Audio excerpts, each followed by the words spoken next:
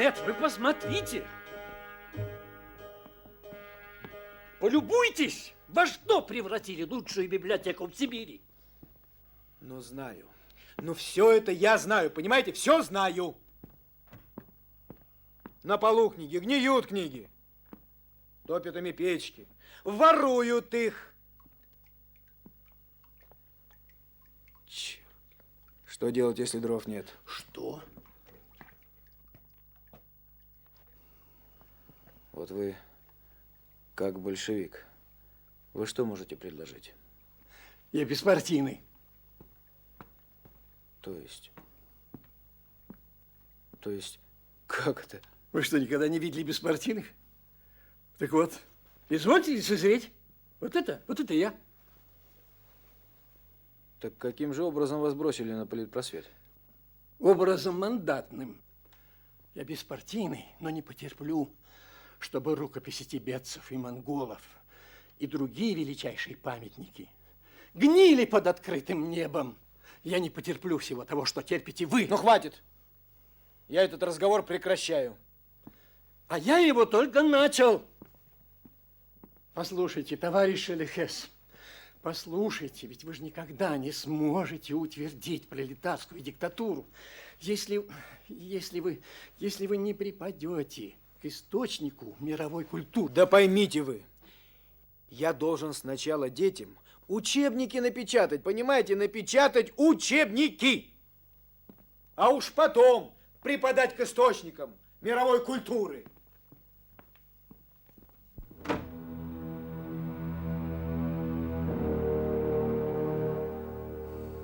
Ближе, Никандров.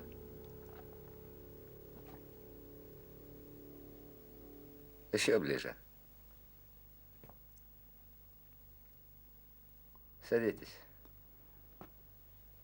Успокойтесь, пожалуйста. Благодарю вас, я спокоен. Я убежден, что этот кошмар скоро кончится. Он может кончиться очень быстро, если вы себе поможете. Как я могу себе помочь? Меня здесь превратили в животное. Трусливое животное. Неверно вы сказку сказываете. Человек должен ощущать себя человеком всегда.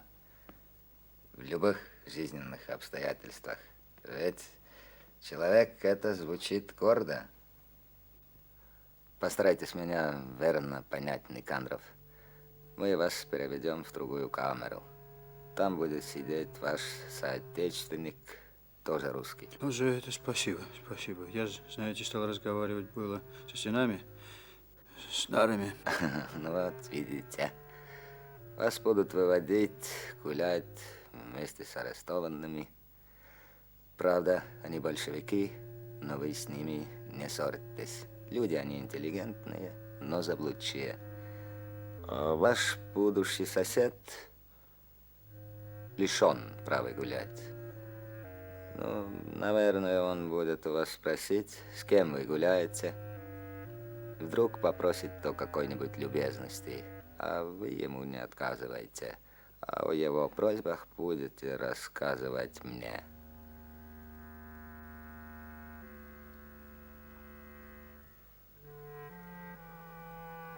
Вы что, хотите, чтобы я стал провокатором? Не надо.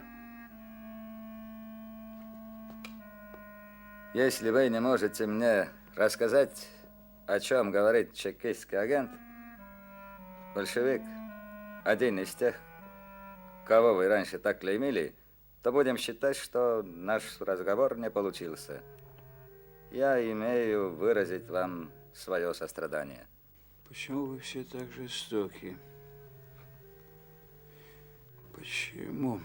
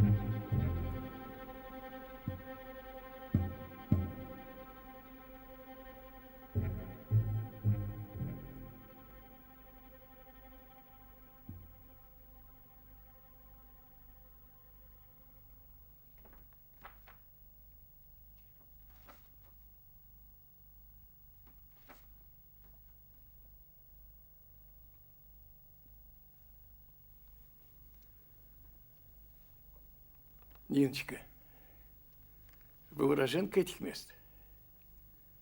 Челдонка. О, а моя жена была сибирячка. Я женился, когда был ссыльным поселенцем в Минусинске. Вот. Вот. Красивая. Угу. А вот это сын. Тоже очень красивый. Да.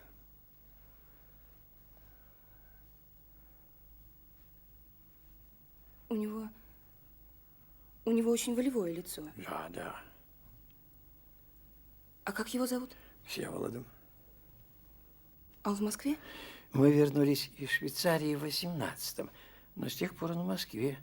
Так часто и надолго уезжает. Нитика, я провожу вас. Уже поздно. Нет.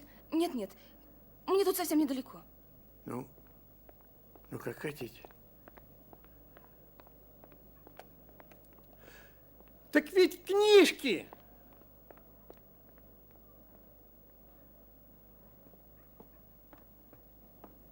Тут девушка не проходила?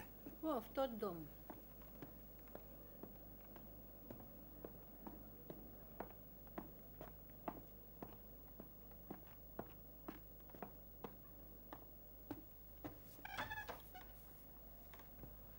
Пропуск. Тут Ниночка, девушка. Кривошеина. Да-да. Она вас вызывала? Нет, не вызывала.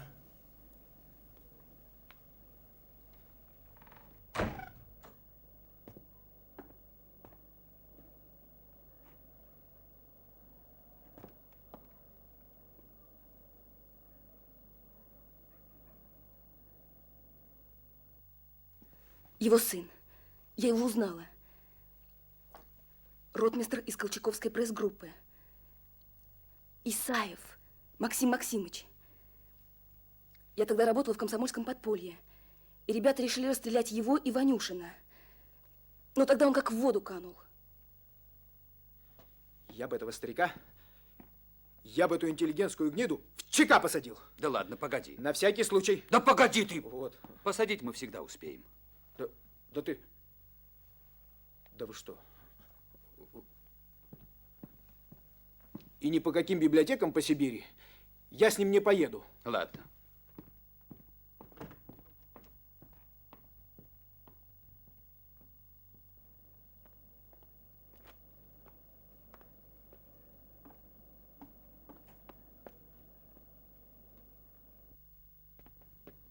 Какой милый старик.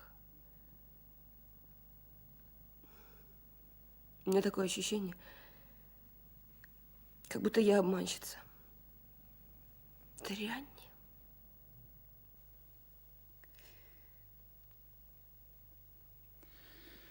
Но просто так, по-человечески, вы бы могли ему поверить? По-человечески? Да. По-человечески, да. Да, конечно. Но я не знаю, что ответит из Москвы, если не скажут, что им известно, где его сын, что он ничего не скрывал.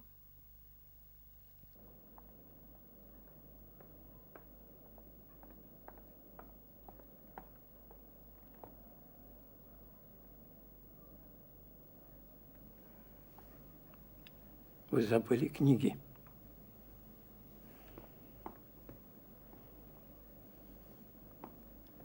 Я обязан сказать вам, что вы нечестный, испорченный человек, хотя еще очень маленький.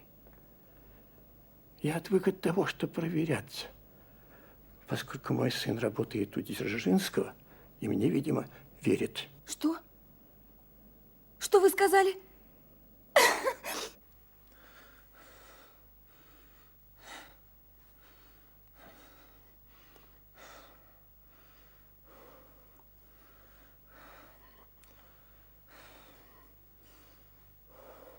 Потом воняет. Пот не дерьмо. Можно и перетерпеть.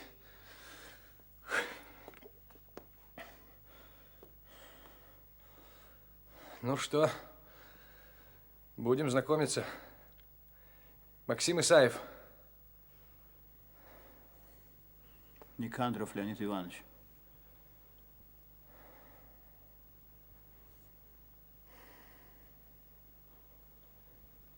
может быть? Тот самый Никандров? А какая разница, тот, другой. Леонид Иванович, вам нужно наладить со мной добрые отношения, да? Зачем? Что вы имеете в виду? С чего вы взяли, что мне надо налаживать с вами добрые отношения? С чего вы взяли, что мне надо хорошо. налаживать с вами добрые отношения? Так. Зачем мне надо налаживать с вами добрые отношения? Не надо мне налаживать с вами добрых Леонид отношений. Иванович, вы как-то неважно выглядите. Давайте-ка, задирайте рубашку и на пузо извольте. Вы что, сумасшедший? Да, Оставьте а что? меня. Оставьте меня. Леонид Иванович, я вам Оставьте сделаю меня. прекрасный массаж. Пустите меня. Дайте мне полежать. Не дам.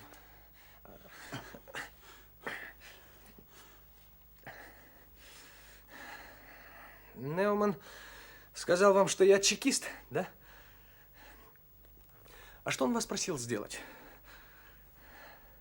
С кем-то встретиться на прогулке и обо всем доносить, да? Ну, Вы что, все знаете? догадываюсь. Так что ж вы играете со мной? Это Неуман с вами играет. А вы ему поверили, что я враг. А кто же вы мне, если вы из ЧК? Друг, что ли?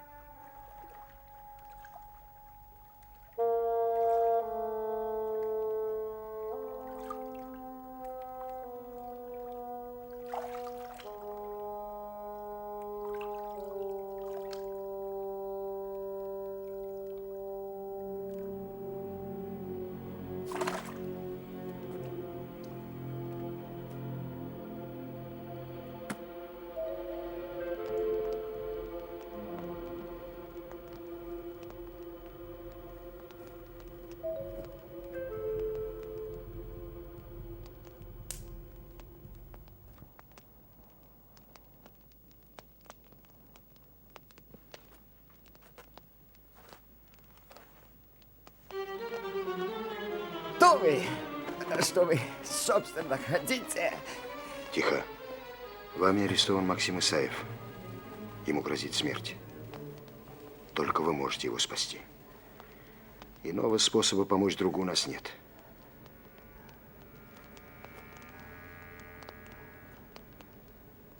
Но учтите, ваш отказ равносилен 2 смертным приговорам. Исаеву в тюрьме, а вам здесь.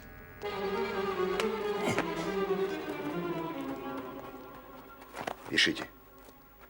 Я, Неуман Артур Янович, обязуюсь сохранить жизнь Исаева М.М., арестованного вследствие провокации германского торгового атташе Нолмара.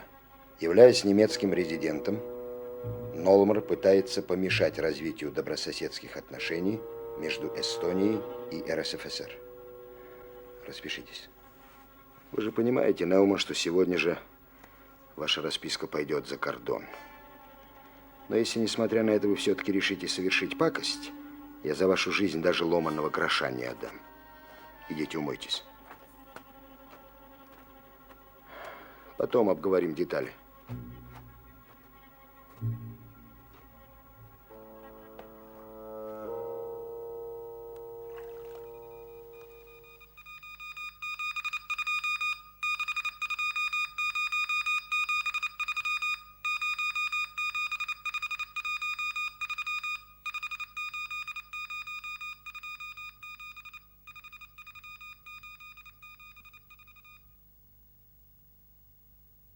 Если бы поверили мне раньше, я бы все обговорил с Исаевым. Мы же встречались с ним в зоопарке. Его арест в наши планы не входил. Думаете, перепродался? Вам не верите до конца? Не нужны мне ваши секреты, я от своих устал. Но что я могу делать, кроме того, как быть разведчиком? Шпионом. Да перестаньте. Разведчик, шпион. Нечего нам делить мир на чужих шпионов и своих разведчиков. В Варшаве я теперь ваш разведчик, пан Бокий. Оказывается, вы обидчивый человек. Любой человек обидчив. А агент еще и уязвим, к тому же. А все-таки на чем Исаев свалился? Улик никаких. По всей вероятности, его подставили немцы. Те самые, на которых работал наш дипломат. Работал? Быстро. Примите поздравления. Браво. Без вас мы бы его не нашли, Игнатий Казимирович. Серьезный был человек? В определенной мере. Благодарю за исчерпывающее объяснение. Так что, беретесь? Когда это надо начинать? Вчера. Браво.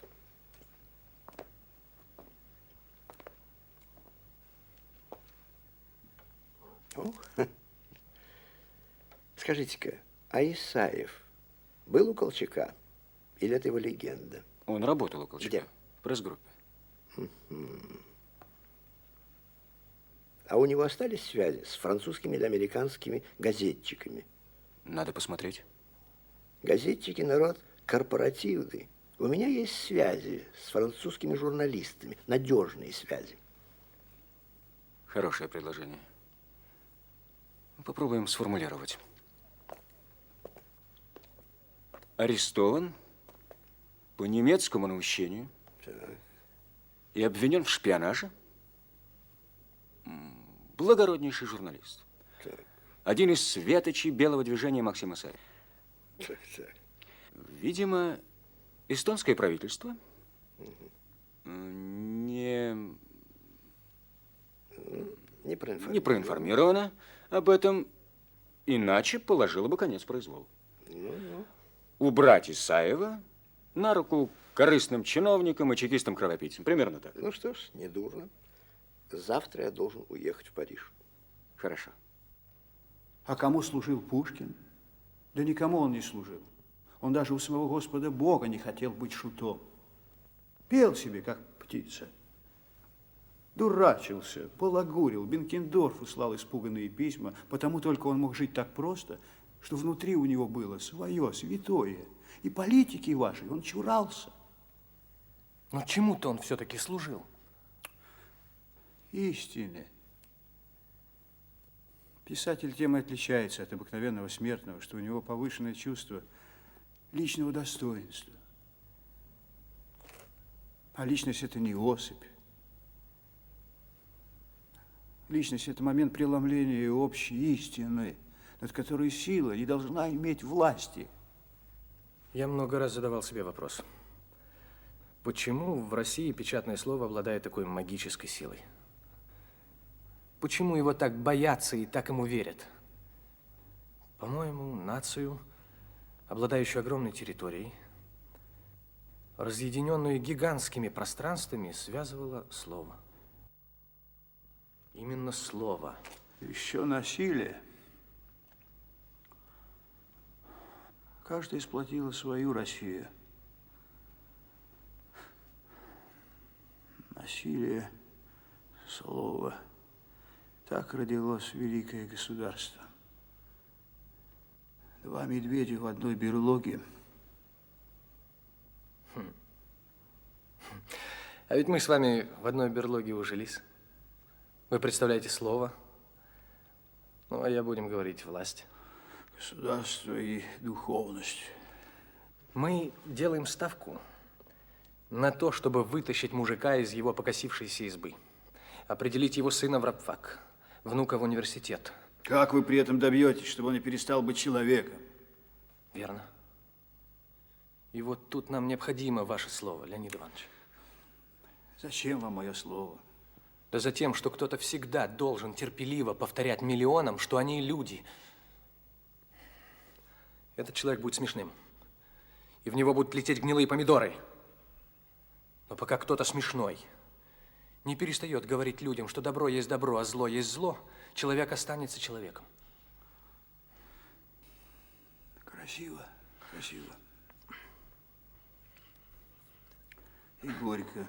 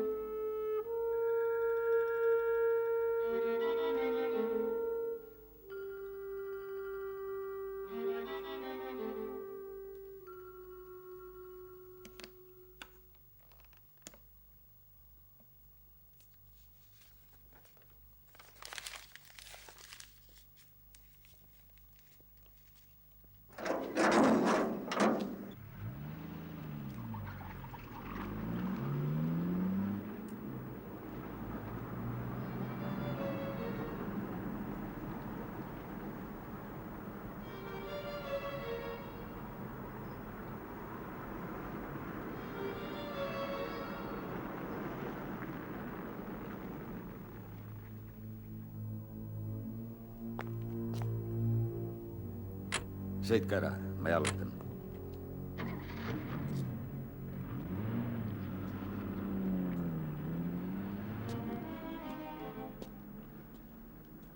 Господин Неуман,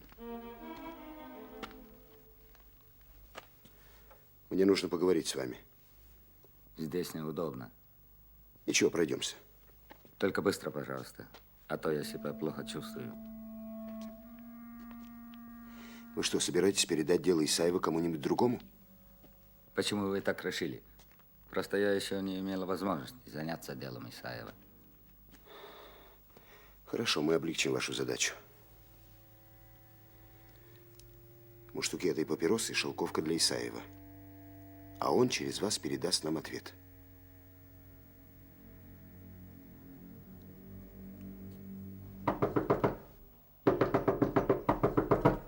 Кто там?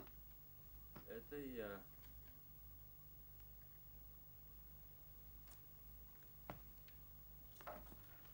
Открывайте, открывайте.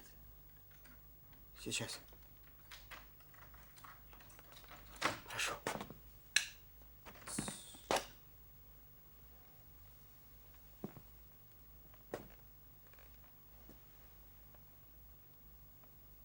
Ну, здравствуйте, Николай Макарович.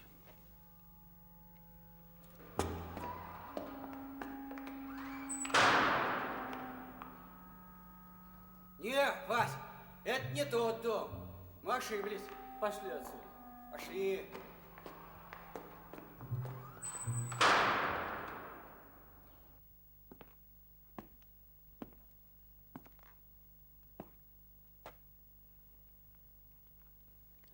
Мне нужен план Гохрана. Расположение сейфов, список оружия, которое находится у вахтеров. Тайная сигнализация. Где находятся провода, куда ведут. Словом, вы понимаете. Понимаю. Только это такое дело. Очень трудное. И весьма рискованное. Да не сисюкайте вы, а рассуждайте вслух. Может, у вас есть сомнения? Нет, я постараюсь это выполнить. Ключи достанете? Это невозможно. Это невозможно. Нет, нет, это...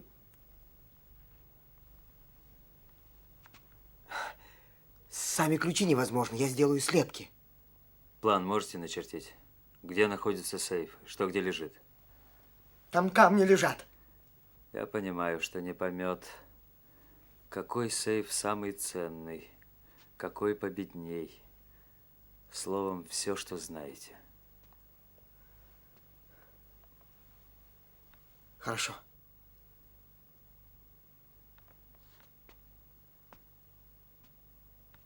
Я помню расположение сейфов. Берите бумагу, чертите план.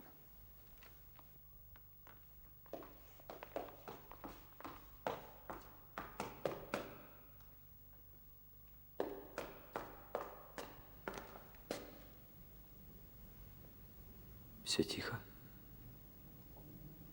Двое пьяных тут бродят. Где они? На улицу вышли.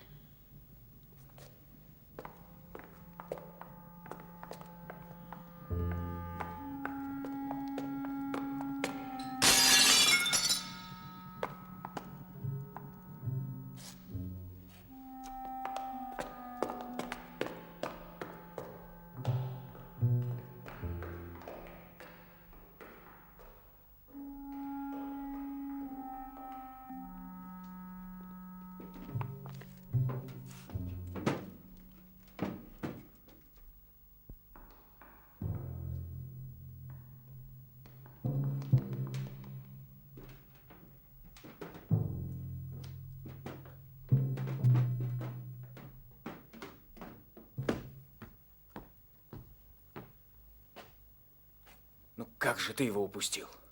Он как дьявол. Профессионал, видно, товарищ Богий. Профессионал. А ты? Он такой быстрый, ловкий, ходит как на пружинах.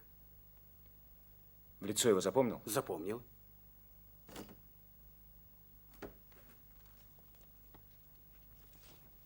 Он?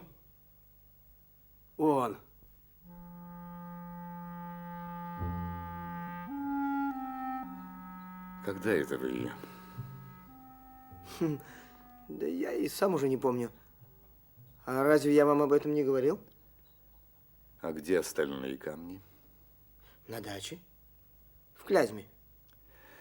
Эх, Николай Макарович, не мухлюете ли вы за моей спиной? Я вас не понимаю, в чем дело? Нехорошо, не по-братски у нас выходит.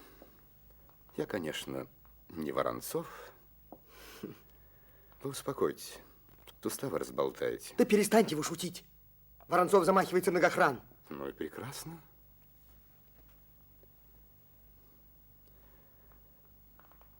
Я сейчас пойду в Кремль к Марии Игнатьевне Козловской и попрошу переслать вот этот сувенир в Ревель моему кузену Агюсту. Сестра Козловской, Оленецкая, работает там в посольстве. Яков Шелихес ушел с-под наблюдения. С кем он в Кремле встречался, кому посылку передал, неизвестно.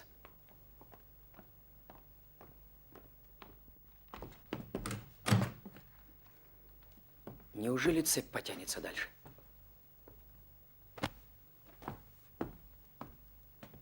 Кто пропуск заказывал? Неизвестно. Голову снимать надо за это. А дежурного под трибунал за ротозейство.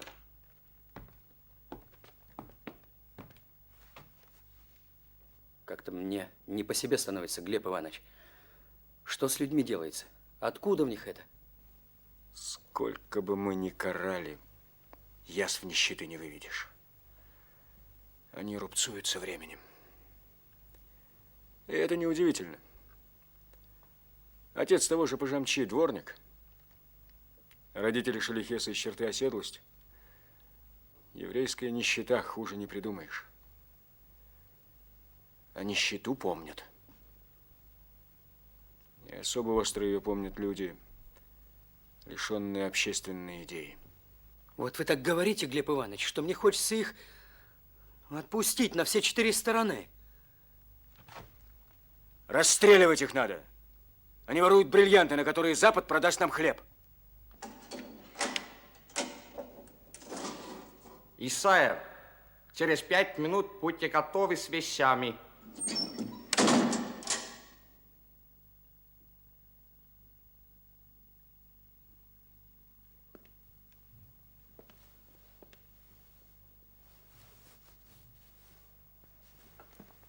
Леонид Иванович.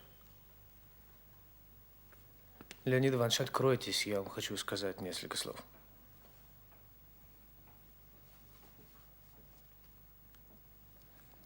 Может статься, что меня сейчас отпустят. Если они мне не устроят какую-нибудь пакость, вроде выстрела в спину, то в ближайшие 7 дней следом за мной выпустят и вас. Мы добьемся того, чтобы вас отпустили.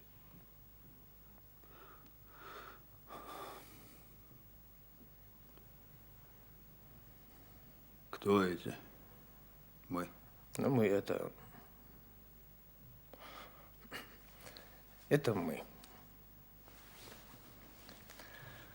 Только я вас очень прошу.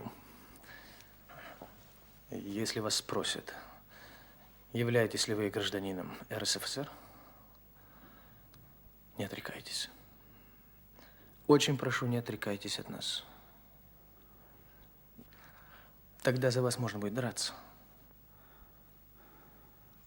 Кому я нужен? Кто меня поймет? Мою правду. Вы знаете, вы иногда мне чем-то напоминаете отца.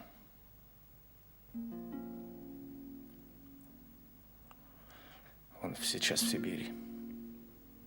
Собирает библиотеки. Когда мы прощались с ним на вокзале, мы мечтали пойти в лес, по грибы, на мурашей смотреть долго-долго.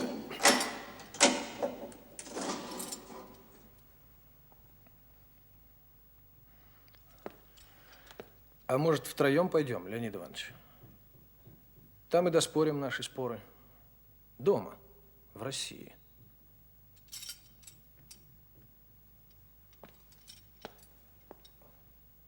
советской России.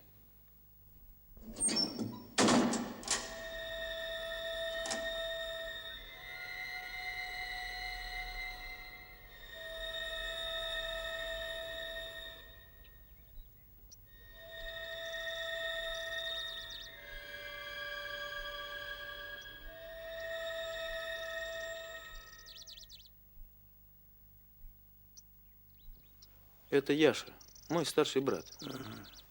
Он у нас за отца был. Когда было совсем голодно, мы к нему так все и шли.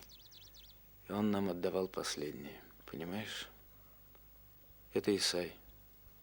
Умер в 19-м от голодного туберкулеза. А это Федя, средний среди нас. Да.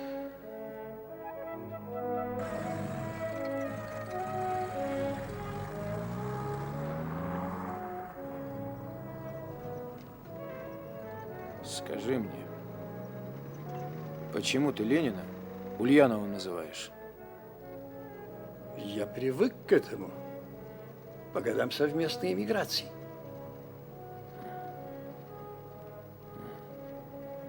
Но ты смотри, если что против него имеешь, пристрелю. А ты когда-нибудь видел Ленина? Нет. Так откуда в тебе такая любовь к нему? Ну, потому что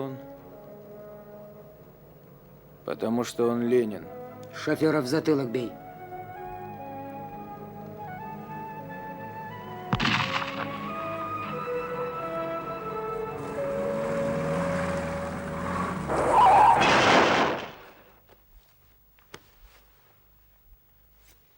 Возьми под ногами карабин, вылазь из машины. Ну, вылазь! В тайгу побежим. Ну, скорей, скорей!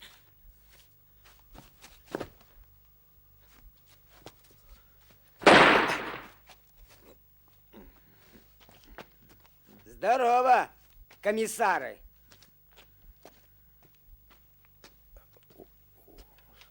Что? Больно рученьку? Кучерявый. Комиссар здесь один я, а старик он беспартийный. А что же он с тобой катается? Пошли в тайгу. Прощай, Александрович.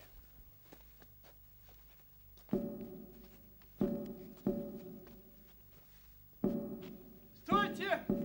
Стойте! Погодите! Погодите! Погодите! Погодите! Что вы делаете? Вы кто? Как кто? Комиссаров мы вешаем. Попутчиков расстреливаем. Обманутых освобождаем. Обманутый он. Обманутый. Зачем? Зачем? Я не обманутый. А!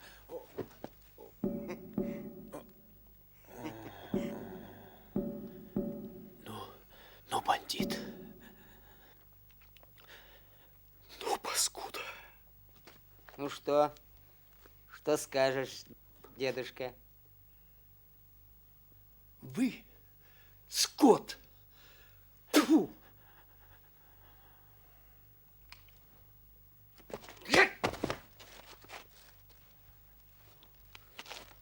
К черту спектакль разыгрывать.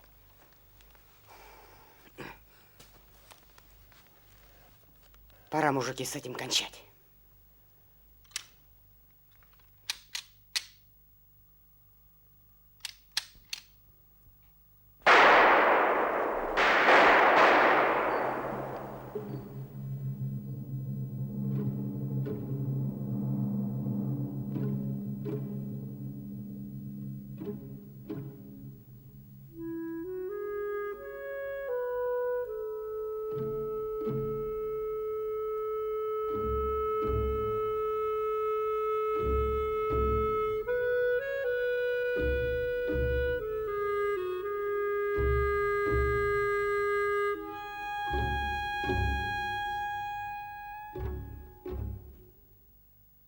Слушайте, Яков Савельевич, скажите мне, где ваши драгоценности, и мы сделаем все, чтобы сохранить вам жизнь.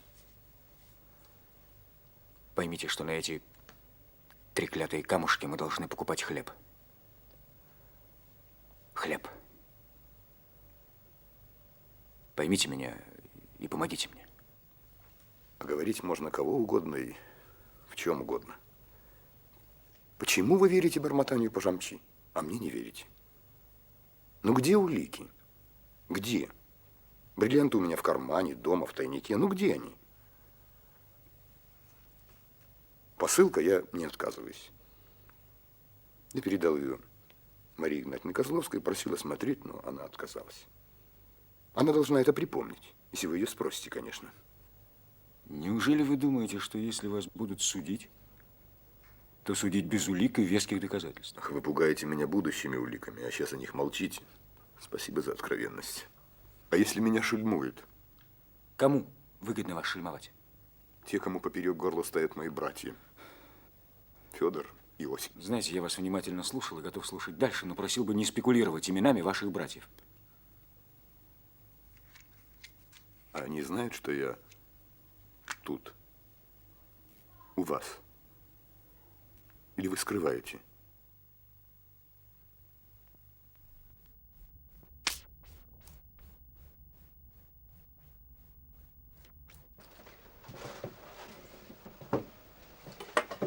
Чего вы хотите? Правду, Дмитрий Юрьевич, правду. Ваша доля достаточно велика. 1 000 000 золотом. 1 000 000 золотом – это хорошо. А какова ваша доля? Конечно, нет слов. План у вас блестящий. Задумка замечательная. Трах-бах. И главные ценности охраны уходят к вам. Но ведь там можно взять 20 миллионов. Ну, 1 000 000 людишкам. 1 000 000 Аннушке. Мне. А остальные 17 вам? Вам мало миллиона? Хорошо, 1,5.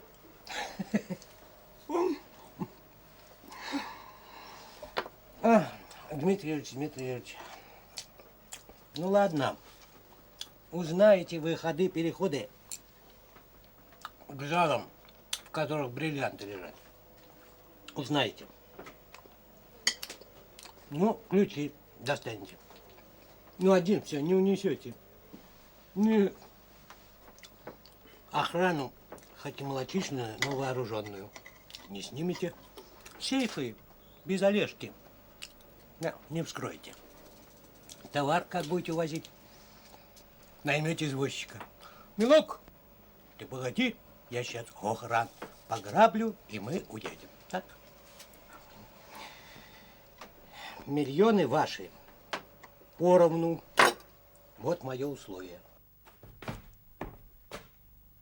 Что ты сказал?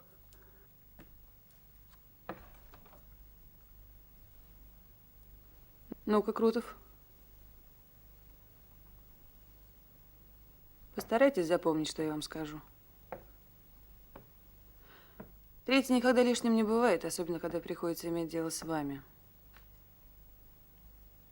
Наш с ним третий будет следить за каждым вашим шагом. Ну что, закончим на этом? Закончим. Вот здесь сидят сторожа. Отсюда по коридору мы спустимся в подвал, где стоят сейфы. Олежек и Крутов пойдут со мной к сейфам. Вы свяжете сторожей. Анна Викторовна останется с извозчиком. Всю операцию надо провести за 15 минут, тихо и без шума. За 15 не успею. А чего спешку пороть? Вошли, чего ж бояться. И не один сейф можно взять. Опять. Ты один возьми. На всю жизнь хватит.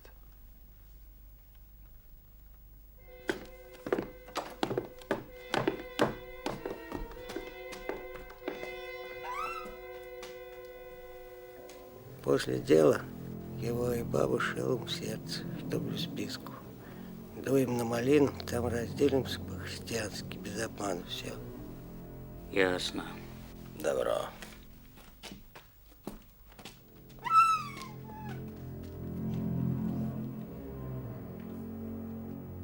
чаек густой. Да. Вот прошибет и выжмет. Как в парной. Весь отмокнешь. А еще мой зять говорил, что все наши детишки будут школу заканчивать, а потом вуз, а уж потом все в чистеньком станут командовать рабочим производством. Да что ты со своим вузом заладил? Может быть, моим внукам и не нужен этот вуз. Может быть, им обыкновенная жизнь нужна, как в мирное время.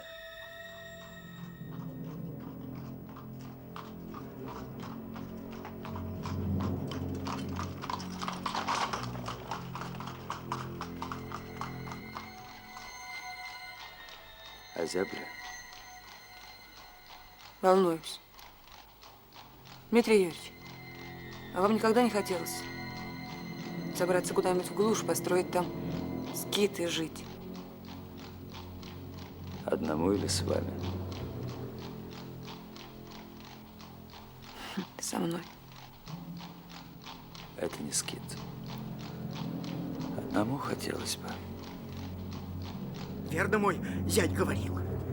Рабом быть удобнее, беспокойства меньше, как корова в стойле. Дали ей сено, она и жует, и жует. Эх ты, ну и жуй! Я вон за свободу руку по плечу отдал, и ничего за место не прошу, окромя, чтобы мечты мои сбылись. Назад, сидеть на местах. Тот двинется пулю в лоб. Не тронь дуру.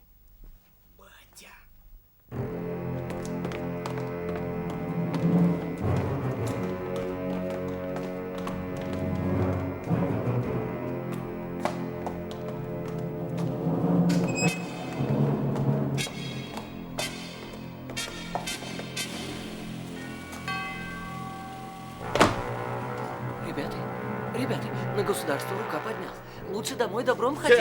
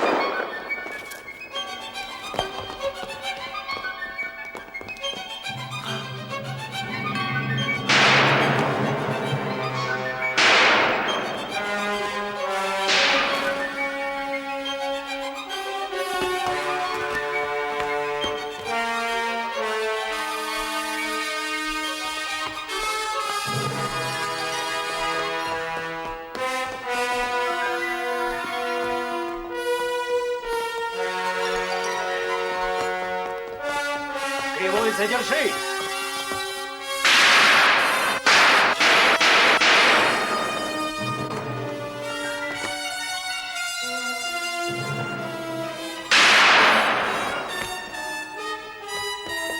Дури, погодите-ка!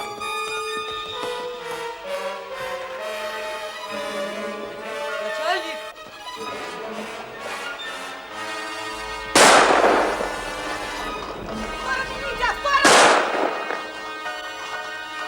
Пошел! Аня!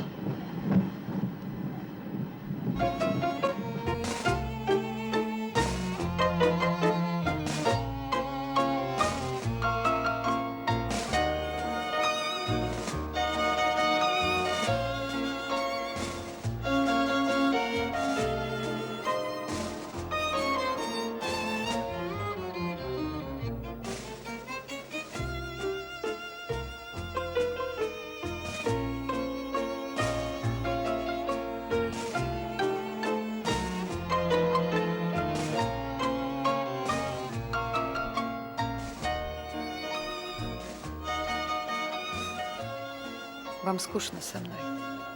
Помилуйте, Лида, о чем вы? Вам понравилась эта блондинка? Нет, мне показалось знакомым лицо того человека, который сидит рядом с ней.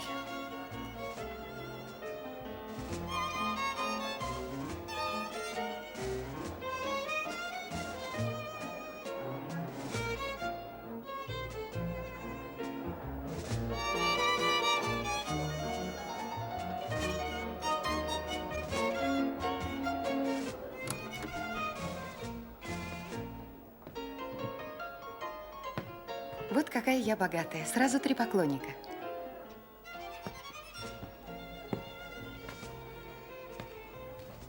Что? Что случилось? Ну, я пойду. Сейчас мой номер.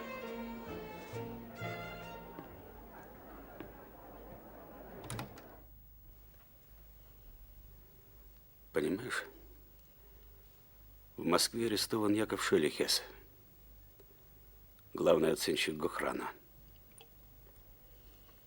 Он старший брат Романа. Ты Федор Шелихес? Да. Вот в этом Яков Шелихес пытался переправить бриллианты Маршану. Чудом перехватили.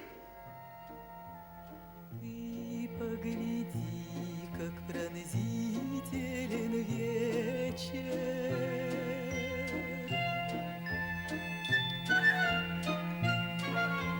Ты протяни мне озябшие руки. Жизнь — это просто разлуки и встречи. А может быть,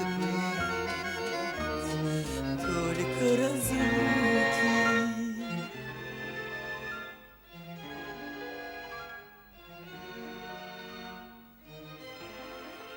Чем я могу помочь? Тихо и грустно кончается лето. Снова нахмурилось небо рябое.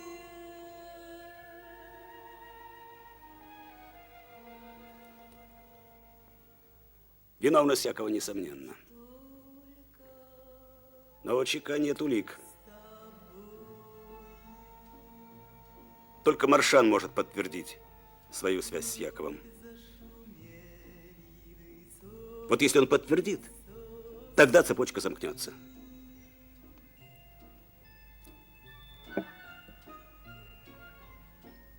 К Маршану должен пойти Роман и сыграть предателя Родины во имя любви к брату. Вот, получив у него улику, мы можем заставить Маршана торговать с нами. А может быть, только надежда.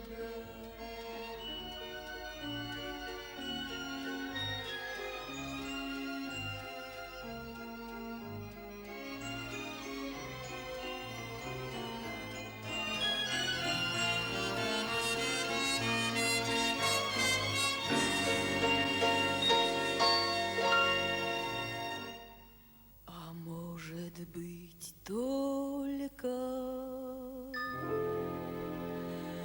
надежда.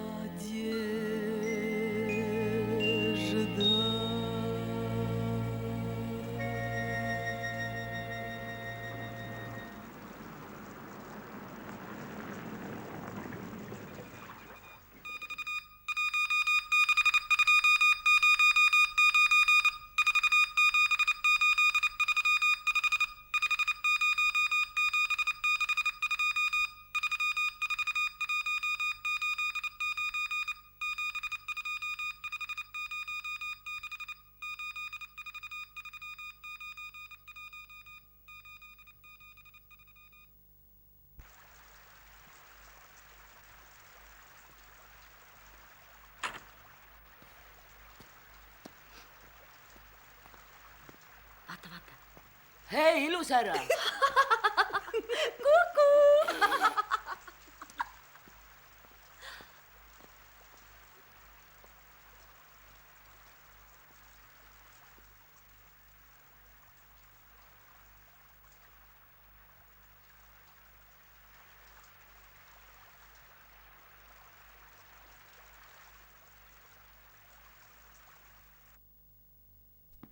С кем я имею честь?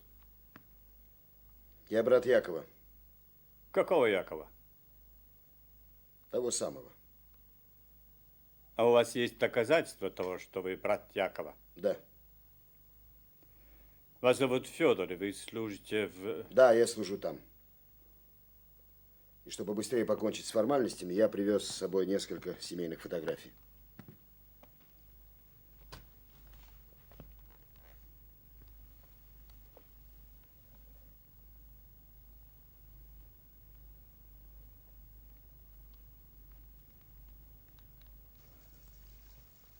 Вы знаете, со мной в камере сидел Никандров. Знаю. Воронцовский дружок. Я попросил бы вас предпринять шаги к его освобождению. Это же контра. Он русский писатель. Ну и что? Вы его книги читали? Нет, не читал. А он талантлив. Но мой брат находится в тюрьме, ему грозит гибель. Вы учтите, я ни перед чем не остановлюсь. Вот Огюст сейчас не живет по своему адресу, он находится там, где это нужно мне. И вы пришли шантажировать меня? Нет, я хочу только одного. Спасти брата. Вы избрали странный способ для его спасения. Зачем вам понадобилось задерживать Августа? Затем, чтобы он дал показания, когда, сколько и что именно передавал для вас Яша. Да. Да. Но эти данные совершенно достаточно, чтобы Якова Шелихеста расстрелять. Вы готовы пожертвовать братом ради... Разве я сказал, что хочу передать эти данные в ЧК? Да, но тогда вы нарушите свой долг и станете изменником. Вы что, хотите, чтобы я передал эти данные? Нет, этого мне не хочется. Тогда не трогайте мой долг. Я не буду трогать вашу репутацию. Ясно. А что вы хотите? Я хочу, чтобы вы завтра же посетили Литвинова. Заключив с ним соглашение, вы тем самым снимете с Якова обвинение в экономической контрреволюции.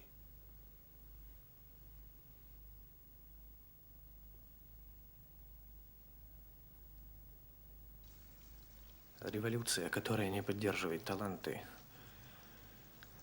это не революция. Это что-то такое новое.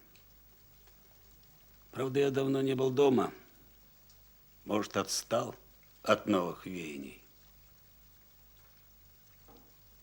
А вы убеждены, что вы правы? Абсолютно. А я нет. Рабочий имеет фунт хлеба.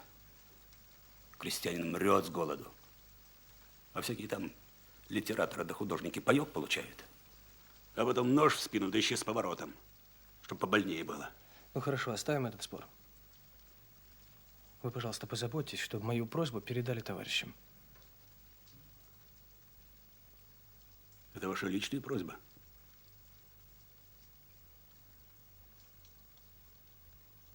Вы можете считать это приказом.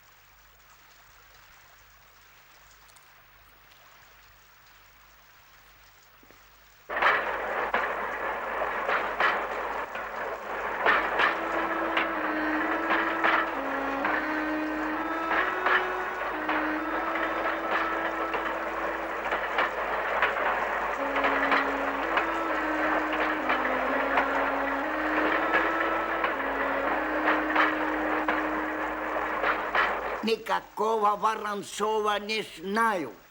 Вас тоже в кассике куратели.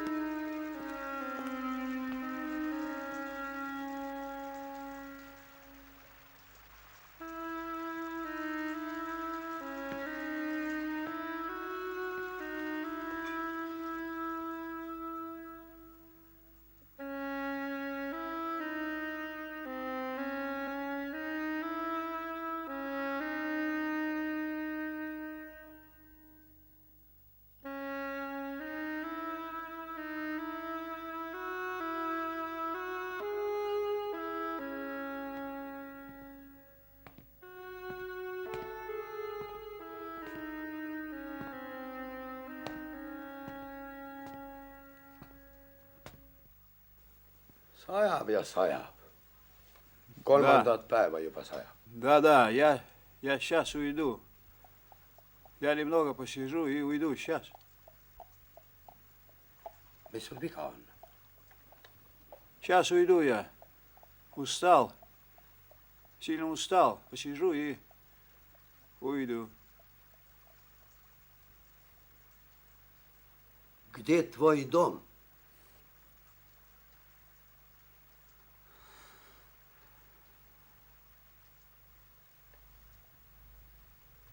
У меня нет дома.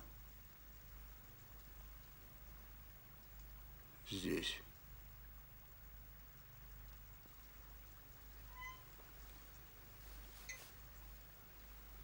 Вот так. Спасибо. Спасибо. Сейчас уйду.